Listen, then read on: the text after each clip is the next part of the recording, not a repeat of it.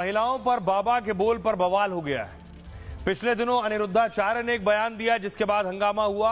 अब प्रेमानंद महाराज जी ने एक बयान दिया है। देखिए बयान क्या दिया है, उस बयान पर हंगामा भी हुआ, सवाल भी खड़े हुए कि इतने बड़े संत इस तरह का बयान कैसे दे सकते हैं। प्रेमानंद महाराज ने कहा, अगर कोई युवक 4 लड़कियों से संबंध बनाता है तो वो अपनी पत्नी से संतुष्ट नहीं रह पाएगा, उसे व्यभिचार की आदत लग चुकी होती है। इसी तरह जो लड़की 4 पुरुषों से संबंध बना चुकी है उसके अंदर एक पति को स्वीकार करने की हिम्मत नहीं रहती है। 100 में से मुश्किल से 2-4 कन्याएं ही ऐसी होती हैं जो पवित्र जीवन जीकर किसी एक पुरुष को समर्पित होती हैं। ऐसे में बहू या फिर अच्छा पति मिलना मुश्किल है। लिव इन रिलेशन गंदगी का खजाना है। ऐसे लोग ना तो सच्चे पति बन सकते हैं और ना सच्ची बहू। अनिरुद्धाचार्य ने कहा था पिछले दिनों, पहले 14 साल की उम्र में शादी हो जाती थी तो लड़कियां परिवार में घुल मिल जाती थी, लेकिन अब 25 साल की लड़कियां लाते हैं शादी करके जो पहले ही 4 जगह मुंह मार चुकी होती हैं। 25 साल की लड़की पूरी तरह जवान होती है तो कहीं ना कहीं फिसल जाएगी।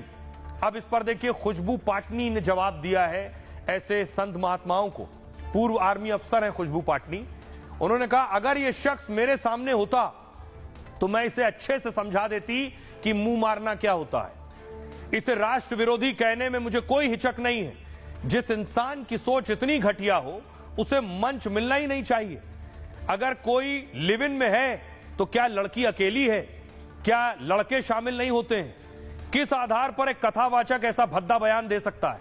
खुशबू बॉलीवुड एक्ट्रेस दिशा पाटनी की बड़ी बहन है, यूपी के बरेली की रहने वाली है, 11 साल तक सेना में अफसर रही हैं, 2024 में मेजर के पद से रिटायर हुई। अगला नाम बबीता चौहान का है। उन्होंने कहा, मैं कथावाचक की टिप्पणी का घोर विरोध करती हूं। आयोग उनके बयान का संज्ञान लेगा। महिलाओं और बेटियों को लेकर बेहद हल्की बात की है। कोई भी इतनी गंदी और घटिया भाषा का प्रयोग नहीं कर सकता है।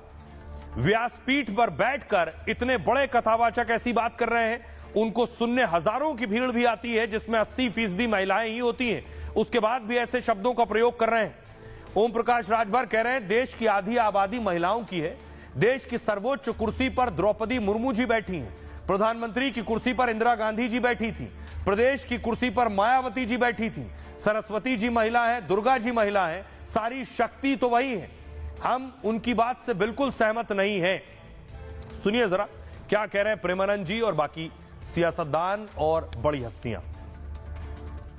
100 में कोई 2-4 कन्याएं ऐसी होंगी जो अपना पवित्र जीवन रखकर किसी पुरुष को समर्पित होती होंगी। कैसे वो सच्ची बहू बनेगी?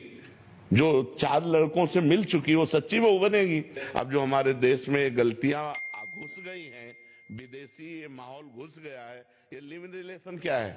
गंदगी का खजाना। ये इसीलिए हो रहा है क्योंकि पहले से व्यभिचार हो रहा है, पहले ही व्यभिचार किए बैठे हुए हैं, पहले ही गंदे आचरण किए बैठे हैं। क्या जाने उस पवित्र धारा को, क्या मानेंगे पाणी ग्रहण को? नहीं, जिस पति ने पाणी ग्रहण कर लिया उसके लिए जीवन समर्पित किया जाता है। हमारा भारत देश है, हमारा विदेश नहीं कि आज इसके साथ कल उसके साथ परसों उसके साथ। तो माता जी, अब सबसे बड़ी समस्या है कि बच्चे बच्चियां ही पवित्र नहीं है। वो अगर किसी तरह से पवित्र मिल जाए तो भगवान का वरदान समझो। जब लड़की 14 साल की होगी और 14 साल की कोई लड़की आपके घर दुल्हन बन के आ जाएगी तो उस समय तो वो बच्ची होगी, आप उस परिवार को अपना मान लेगी। लड़कियां लाते हैं 25 साल की, अब 25 साल की लड़की 4 जगह वो मुंह मार चुकी होती है। वो 25 साल की जब तक आती है तो पूरी जवान होके आती है। जवानी कहीं ना कहीं तो वो उसकी जवानी फिसल जाएगी या बच्चों का विवाह जल्दी हो जाता था। टाइम पे देख लेना, लोग फिर जल्दी शादियां करना शुरू कर देंगे।